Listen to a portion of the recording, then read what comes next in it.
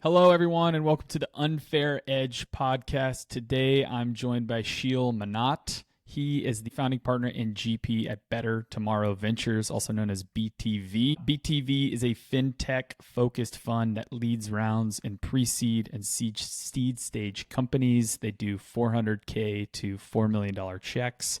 They've backed companies like AngelList, Mendel out of Mexico, Basis, Salsa, BRKZ out of Dubai, Layer, and Agree.com. Prior to founding BTV, Sheel also co-founded and exited 2 companies, I guess technically 3 if you consider the pitch, which we will talk about. And Sheel is an aspiring food influencer with a focus on bagels. We'll see if he brings that back to San Francisco. And then lastly, Sheel is absolutely my favorite follow on Twitter. Sheel, you don't know this, but I actually have notifications turned on for you. So I pretty much see Oh my God, that actually all of your scares tweets. me. I'm always like, I like to turn on notifications for the people that are the most interesting on Twitter because it keeps me from doom scrolling so I can see what the interesting folks are talking about. So you're on It that short scares me list. also because, I'll, as you know, I'll like edit them or delete or whatever. I see your edits. Yeah, it's Yeah, actually pretty funny. yeah, It gives me the license to edit my tweets as well. So yeah, thank you for that. that's great. That's great. Well, Sheel, thank you for coming on the podcast. Really appreciate it. I want to start by talking a little bit about your career path and journey to becoming an investor. And the place I want to start is particularly something that people may or may not know about you. I did not know about you until recently. Was you actually started your career in consulting before starting a company. So I'm super curious, like how old were you when you left BCG to ultimately start Fee Fighters, and then what was the impetus to leave consulting to start a company? Yeah. So basically, so Fee Fighters was Sean Harper, who's now the CEO of Kin. It was Sean's idea, and we both worked at BCG. And he left to start the company, and then I joined him a few months later. Um, and the idea for Fee Fighters was a marketplace where payments businesses could bid on your business, could bid down to save you money on credit card processing.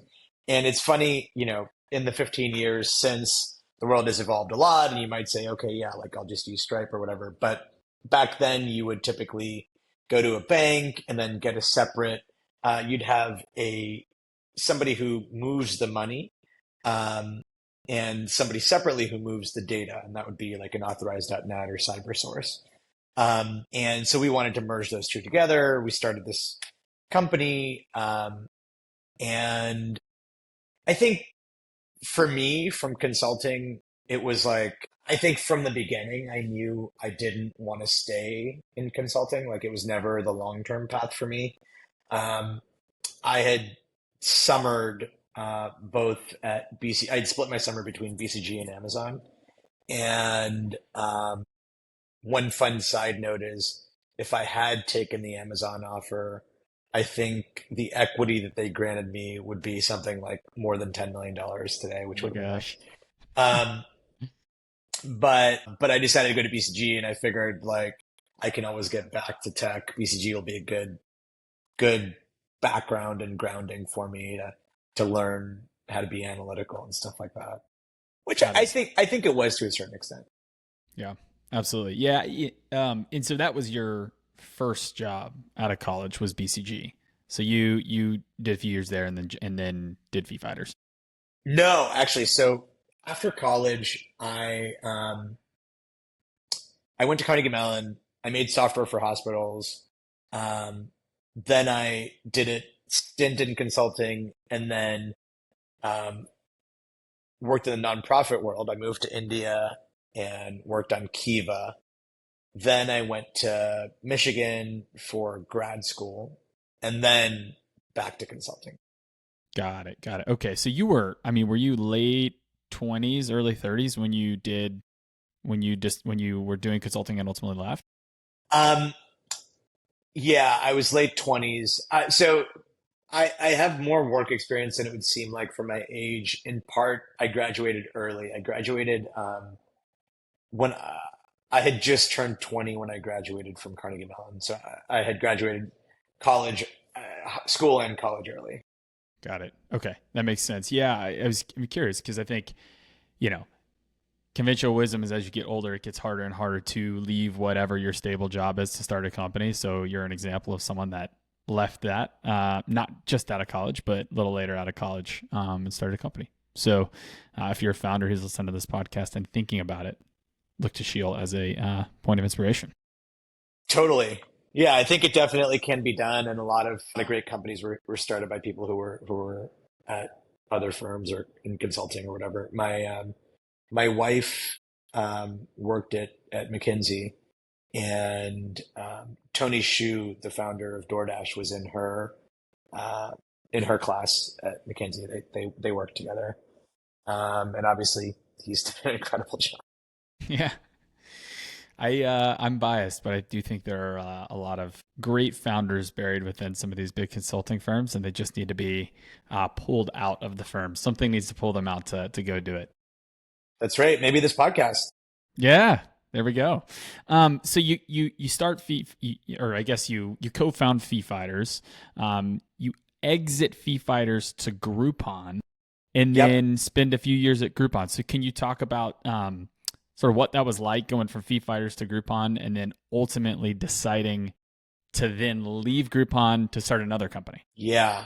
Um, so we had we'd been in process of raising a Series A, and we were based in Chicago, and Groupon was at the time like the biggest thing around. They reached out to us, and originally, I think the idea was maybe they would invest in the round, and then it became clear that they wanted to acquire us. And I think at the time, it was a nice exit for everyone. And, it was a few month negotiation process, but I think it was, ultimately the right decision for the company to make. That was in March of 2012. And then you went to Groupon, and Yep. actually, I think it'd be interesting to hear a little bit about the density of talent that you had at Groupon, because I don't think people realize that. Yeah. So I went to Groupon. It was the beginning of 2012. The company had just gone public. They had turned down a $6 billion offer, and it was valued at 20 billion at this point. It was at that time the uh, fastest growing company in history, which is kind of crazy. Um, and so they had attracted a bunch of talent, and I think the cool thing about that time was it attracted a bunch of talent, but then because Groupon faltered along the way, nobody stayed. And so you have this amazing mafia of people. So on my team at Groupon, there was Varun, who's now the CEO of Rocket companies like Rocket Mortgage and others. Wow. Um, you have Blake, the CEO of Boom, the supersonic jet company. Thomas, he's the founder of Linear, one of the founders of Linear. Julie Zadaric, she's the CEO of Self. It's like a fintech company. I think also maybe a unicorn or close to it. Um, Sean, who I mentioned before, he's the CEO of Kin, insurance unicorn in Chicago. Um, bunch of other people. Uh, Andrew Mason, actually the CEO of Groupon, is the CEO of Descript now, which is successful. Something you should consider using to edit your podcasts, and there's so many others. And so I think it was like the massive hype plus the failure that planted a bunch of seeds. And I think, other mafias like that include obviously the most famous, the PayPal mafia. And I think it was the same thing where like they grew like crazy, and then they got acquired by eBay, and people didn't really want to stay there. So people left and started their own things. And that led to obviously, the best mafia out there. So I think Groupon had some similarities there. Interesting. Yeah, and I went back and I was like, okay, because you left Groupon from what I saw in 2014, is that right? To start Innovative Auctions. That's right. Yeah, Okay, actually, it started working on innovative auctions in 2013, got it. but didn't leave Groupon for Sure, sure. Getting it off the had the ground. had the rest invest situation. Ah, smart. So that may answer my question, but I went ahead and charted. I was like, oh, let me look at the stock prices of Groupon from when Fee Fighters was acquired through to the time you left. Yeah. Because I was trying to figure out what was the reason that you would have left Groupon to then go through the founder gauntlet again. Stock price in 2012, March 2012, which is I think the time that you had joined Groupon after Fee Fighters through the Fee Fighters acquisition. Stock price was $391. September 24, I know, brutal. September 2014, stock price was $133, so three times less. And today it's unfortunately $31. But the Although peak, it's had a bit of a good year. oh yeah, Yeah, let's see. Let's look it up. It's up 164% year to date. there we go. Who'd have thought? Well, I can literally see the building. It doesn't have the Groupon logo anymore, unfortunately. So you, I guess, did you see what led you to want to leave Groupon? What was sort of the driver to leave Groupon and ultimately start another company and go through that whole gauntlet Um, I think, it was working at Groupon was at that time as things were kind of declining, people were leaving. It didn't feel like the right place to be honest. And so it was a pretty easy decision to want to leave.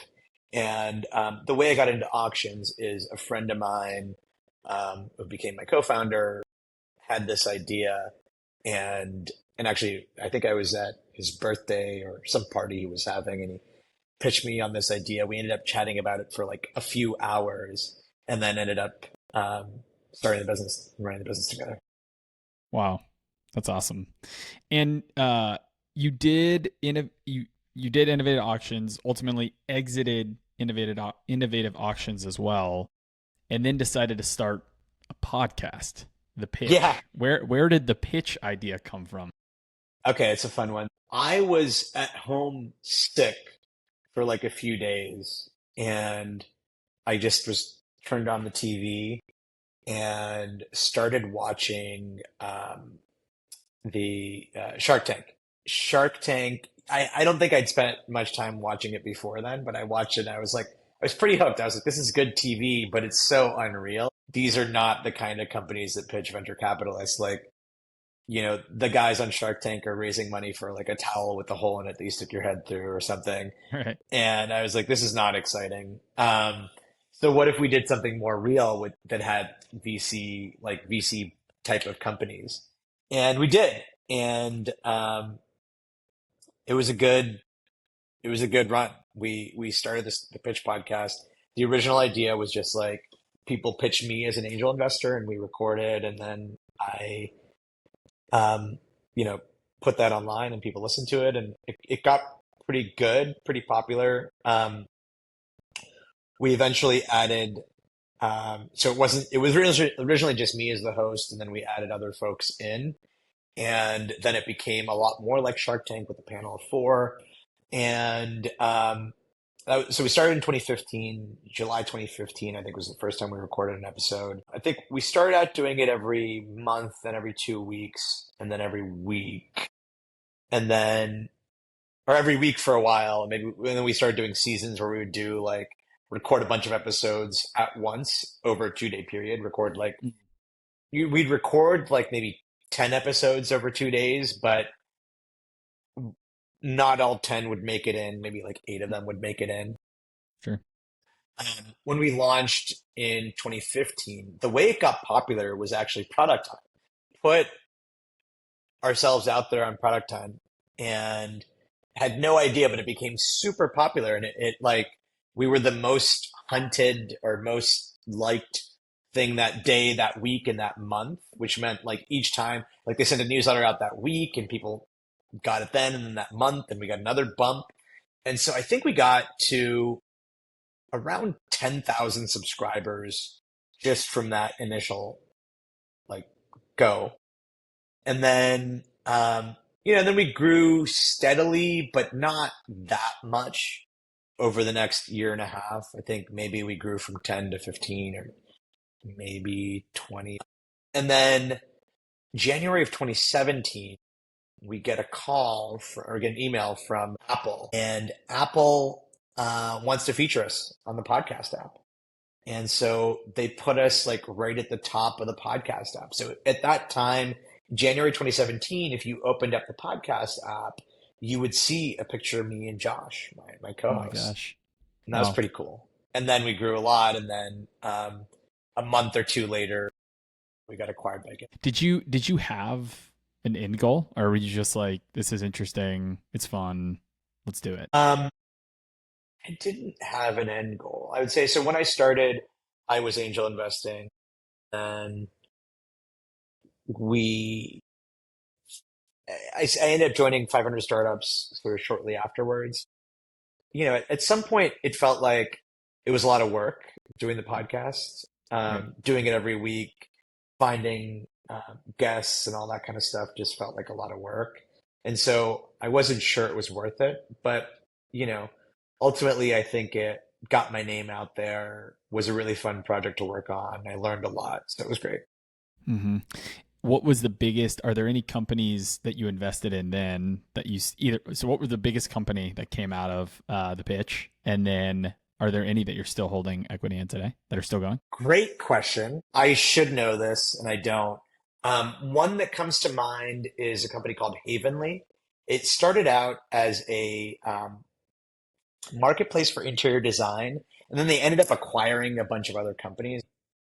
Um, and there's another company called Chameleon that raised from Matrix and others. It's awesome. In that, so it sounds like you were angel investing before then. Um, how did you?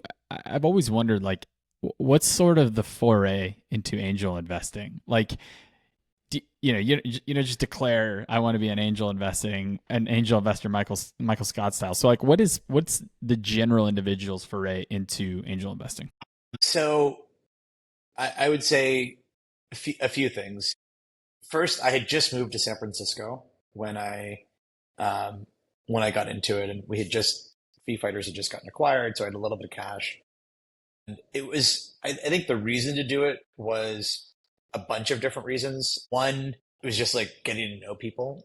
Two, potentially make some money. And three, maybe if I want to be VC in the future, that'd be great. And maybe four, maybe I'd join one of the companies. So that was kind of, those were kind of the reasons I got into it. And then you kind of just like talk to people. At the time, the community was a lot smaller. This is 2012.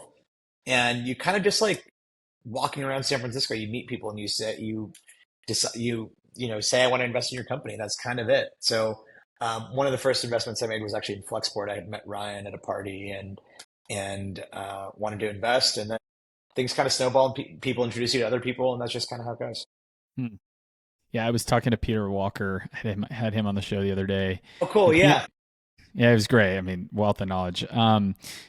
He was saying he has a theory that with a number of folks in San Francisco that because San Francisco is so small and there's not like a lot of land, it's not like in Texas where Texas, you make some money, you go buy some land or you go buy some real estate. In San Francisco, the kind of way one of the ways you can build community in San Francisco is by angel investing, and then you can talk about your angel investments with your friends. I mean, It's a maybe. Yeah. I think that's yeah, probably true. it need to be a sizable initial exit to really play around, I guess, in angel investment. But so you guys have backed between you and Jake. I mean, you said Flexport there, but you've backed Lattice out of angel investments, Mercury, Ramp. Um, how did you guys? How did you ultimately meet Jake and then decide, hey, let's do this full time and start BTV? Yeah. So Jake and I connected. So Jake had co-founded NerdWallet previously, and I was very familiar with NerdWallet and kind of excited to meet him, and got connected through a friend.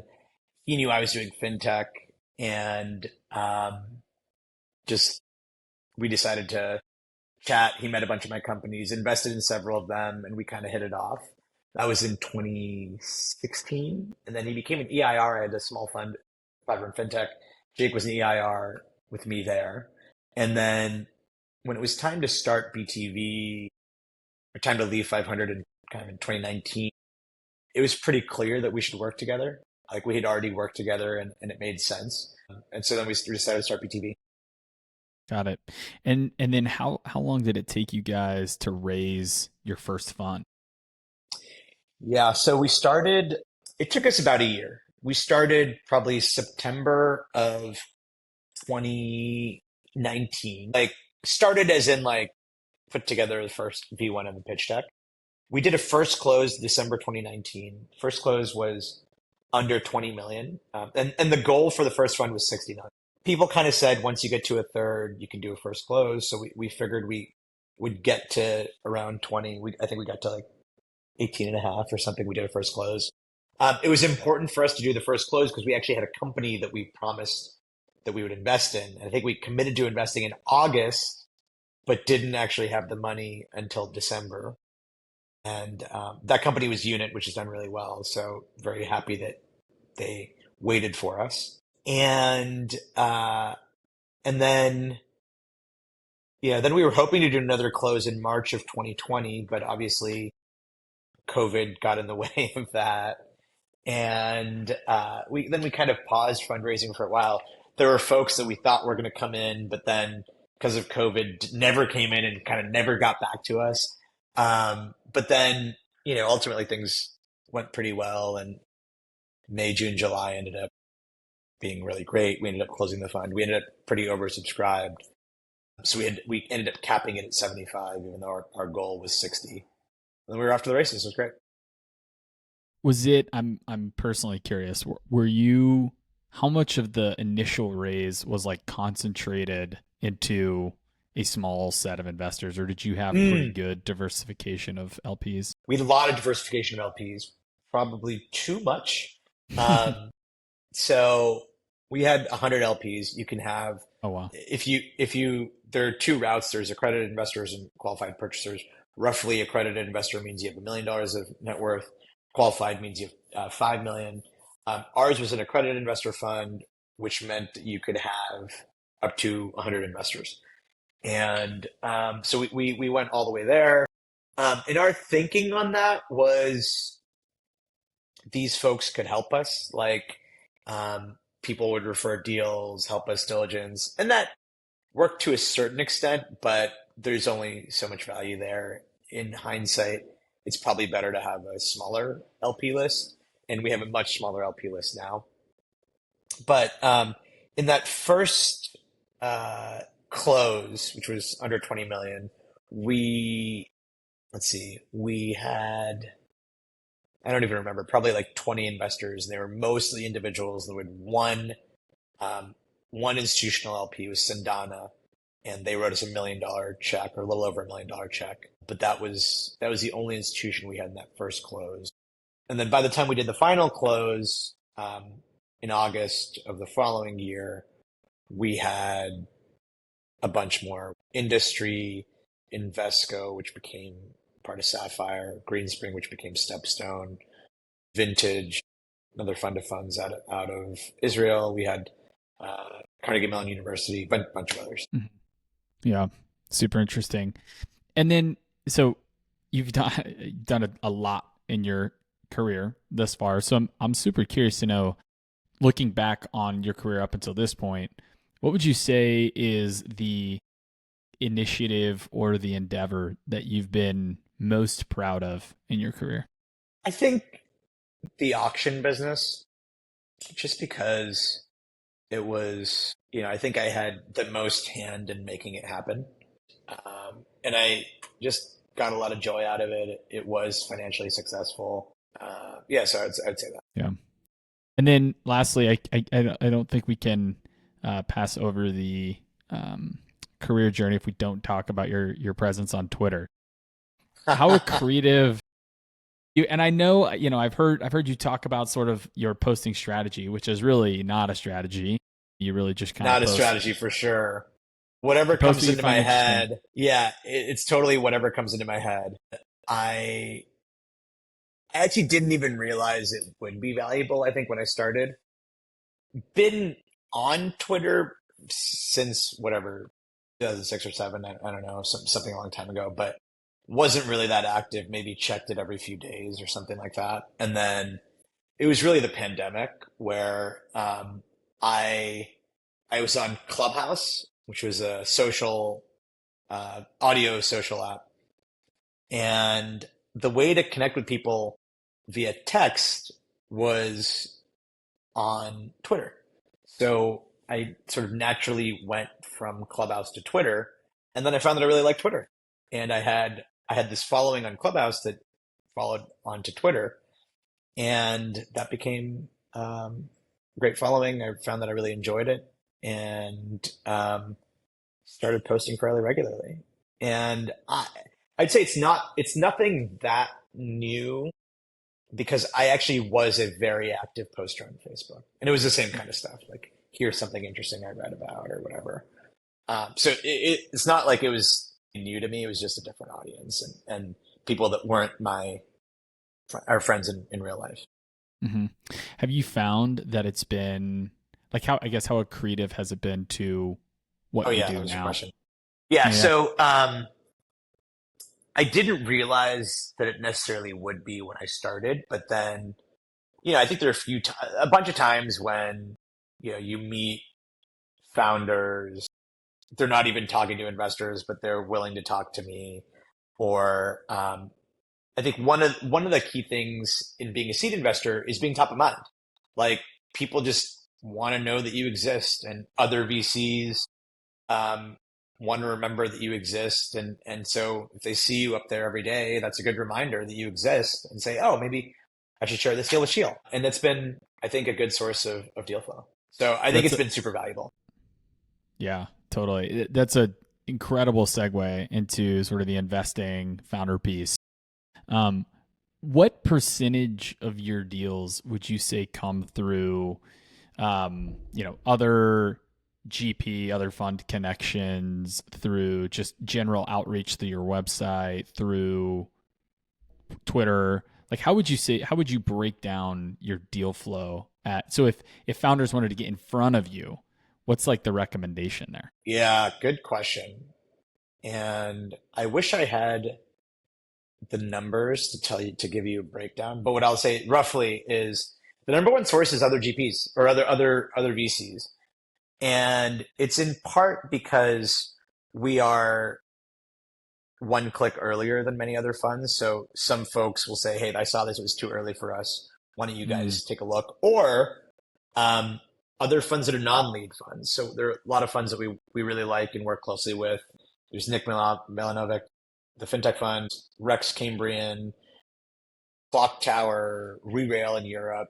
A lot of these funds are non-lead funds, but they're writing a 250, 500K check and are looking for somebody to write the $1.5 million, $2 million check alongside them. So those folks send us a lot of deal flow. And then there are a bunch of other things embedded in that intro from another VC because a lot of times a founder will ask a VC to make an intro to us. So it's like we did get introduced through another VC, but actually it was because the founder knew about us.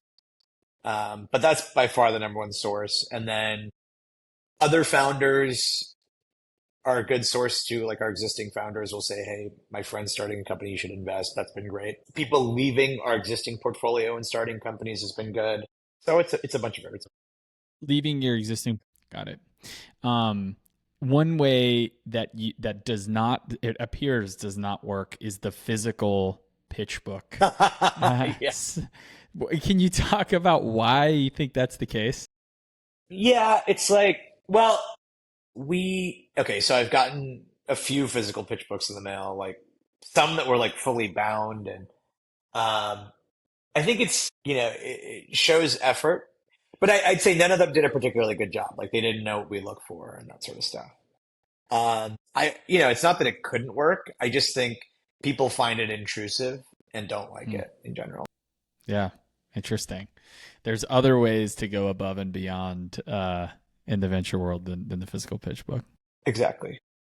especially if you don't like mail. I think I saw that you're not a big mail guy. I So hate mail. if you do your research, then don't send Sheel any mail. Exactly. So I would love to get your perspective on the current pre-seed and seed market because you guys spend all your time in that space. So how would you say you've seen the pre-seed and seed market change from when you guys started BTV in 2019 until now? Specifically, that would be relevant to founders. Like, what should they know about the market today that's important?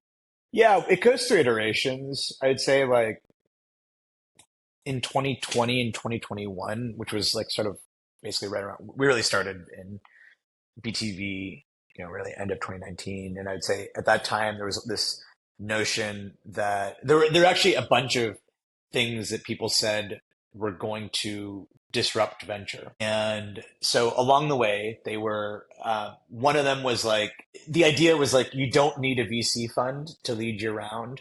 You could have angels only, or you could have folks who are full time, who had funds that were full time focused on another fund.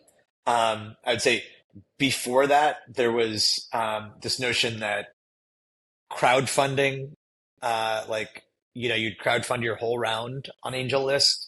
There was ICOs, the idea that you'd raise only from an ICO, and people were doing that for non-crypto companies. There were DAOs. People thought that like you can raise from DAOs. Then in 2020, 2021, as I said, full-time founders with side funds. People thought, okay, revenue-based financing, like you don't need to raise VC dollars. And then all these hedge funds came into the picture too. And some of them were doing seed investing. And it was like, why is a hedge fund doing seed investing? And then I think ultimately, the most successful companies raised the way that they always did. Like they got a lead investor to take the majority of the round and had a true partner in the business. And I think that's probably, I don't know, it's hard to say that that's always going to be what it is, but that has been what it has been for a long time. Along the way, things change. I think valuations are up at pre-seed and seed pretty significantly since when we started. I think, there's always this notion that you don't need as much money to start a company now because of AI or it goes through iterations of what it is that the reason that you don't need as much money to start a company. But I don't think there's ever been a year over year where like the average seed round fell. I don't know. We'd have to ask Peter that, but it seems like people are raising more money because they can. And maybe it's good, maybe it's bad. I think, a lot of the best companies were started with very small rounds and they had to figure it out. You had hundreds of thousands of dollars and you had to figure out a business with that amount of money.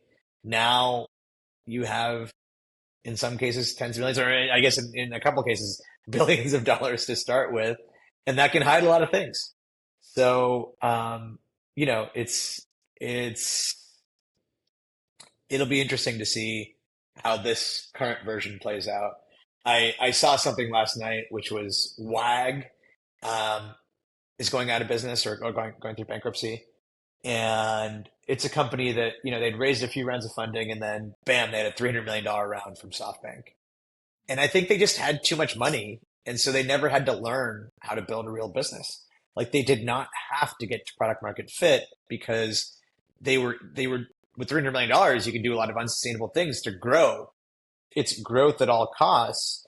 Then that's what you're going to do to run your business, not focus on margins. And so their competitor Rover never had a mega round, and they ended up building a sustainable business, got profitable, sold for 2.3 billion, and WAG is worth zero.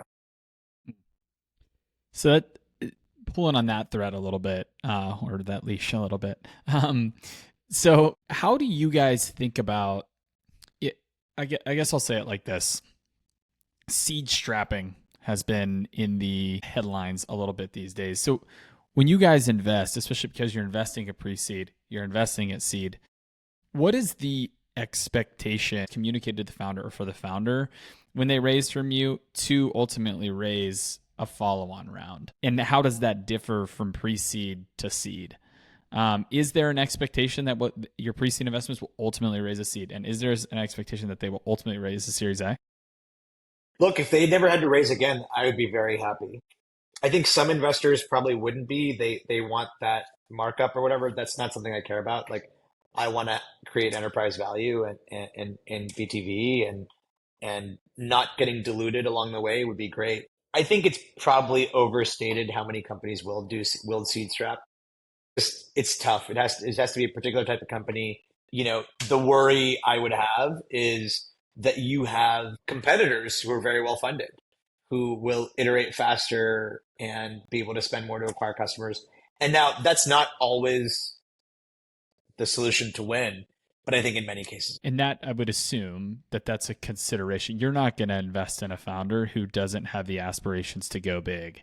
Like you're not going to invest in a founder that is like has an aspiration to go big and then is like, you know what, actually I'm cool with a 10-15 million dollar business. Yeah, the thing is for a VC fund, it's really tough for us to make the math work on anything less than $1 billion acquisition. Just like even at a billion, let's say at a billion we own 10%. I mean, that's great. Like we get 100 million bucks. But it doesn't even return 1x our fund. And if you think we need to return maybe 4 or 5x our fund, we need a lot of those. So really you're looking for a $5 billion plus app. Yeah, absolutely. So I was chatting when I was chatting with Peter the other day. Peter, he put out some great data recently that showed revenue expectations at Series A, and those median ARR expectations had increased 115% since 2021.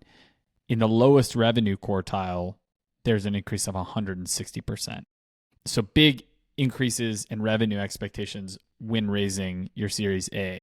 So what would you advise founders in light of that data? Seed stage founders who are looking to raise their Series A. I would just say, it's just that the metrics that you need have gone up. It's tricky, and you gotta get further and make sure you hit some crazy inflection point. There's no like secret to getting there, but that is what it is. But I will say, by the way, like it's not true of every company, and some of that's skewed by the mega rounds where like they got to some crazy point, but then they raise a crazy valuation. If you are open to raising at a lower valuation, it might not be as crazy. Yeah, Peter's theory on that one as well is you have deal count is also down. You'll see on that chart. So deal count was down, I think like 46% or something like that. So you have although it might seem like the market's really hot right now because of the big fundraisers, you actually have a lot of investors are actually investing in less deals, but then the ones that they're piling in on, they're all piling in on because you made the point earlier, the valuations are also up. Valuations are up, revenue expectations are up, deal counts down, so investors are starting to pile into the deals that are sort of the hot deals and being a little bit patient on the ones that maybe aren't so hot. Yeah, makes sense. So how does a founder, like what can a founder do to stand out today to you as an investor? And then, what makes a founder or company compelling? Yeah. So I would say for me and a founder, there are two things that I look at the most. One is speed of execution. How fast are you executing? How fast are you able to hire great talent and build product? And then tenacity, like when obstacles come up, are you able to break through them? And those are two big determinants, I think, of success. And I've seen that time and time again in our portfolio. How do you make that judgment at the pre-seed? So if someone's raising a pre-seed, what's the expectation when they come to you looking to raise a pre-seed? Where should they be? Yeah. It's all over the map. There's no easy way to say it, but these days it's so easy to build a prototype that you probably should have built a prototype before we meet and show me what it's going to look like and done a bunch of talking to customers. And I think that's a good place to start. Founder friendly is a term that many VCs claim these days. As a founder turned VC, what do you think that venture investors often get wrong about being truly founder friendly? And then conversely, what should founders do on their side to build a healthy relationship with their investors? I mean, the thing with yeah, I think we probably went too far in founder friendly for a while, where people thought founder friendly meant no board. But like really what founder friendly means is like you're building the company together and doing what's in the best interest of the company. Um, and I think we try to live that. I think we try to be on the founder side as much as possible, have empathy because we come from the founder's perspective. And I think our whole team has that, which has been awesome. It's like how everyone at our team, JC and Nihar, joined us a couple years after we started, and they have the same exact sort of founder empathy that the rest of us have. Yeah, and then for the founders themselves, like what have you noticed in your the founders that you think do the best job at managing and maintaining the relationship with you guys? What are they doing that improves that relationship or just continually improves? Because presuming it starts off on a good spot, what do founders do to continue to improve that relationship? It's really communication, number one. They keep us posted what's going on, good or bad, all the time, involve us in decisions and help them close candidates, all that kind of stuff. And do you have a perspective, speaking of closing candidates, do you have a perspective on solo founding? Totally fine with solo founding. We have a bunch of our, let's see, is it true? A bunch? Not a bunch, but a few of our top companies have solo founders. And I think there are advantages to it. It allows you to have, give a lot of equity to your early team. And I think, can be beneficial, particularly for folks who've done it before. They know what they're doing. They can bring on an early team that has more experience and can give them the right equity. So I think it's great. Yep. And then a couple more questions for you here. What's been the through line or the character trait of founders for your most successful portfolio companies? What do they all seem to have in common? I think it's the same thing we talked about, which is the speed and tenacity and just like will to break through. And then of course there are external market factors, like are they in the right market? And now I think the best founders will figure out what the best market is over time, even if they don't start there. But not everybody has that. Not everybody starts in a large and growing market. And of course, sometimes the ball just goes in your direction and there's not much you can do about it. But yeah, I think those are the things I would say. Mhm. And then if there's a founder who's considering building in the fintech space, we'll talk specifically fintech first, and then I'm curious to get your perspective on just the general market.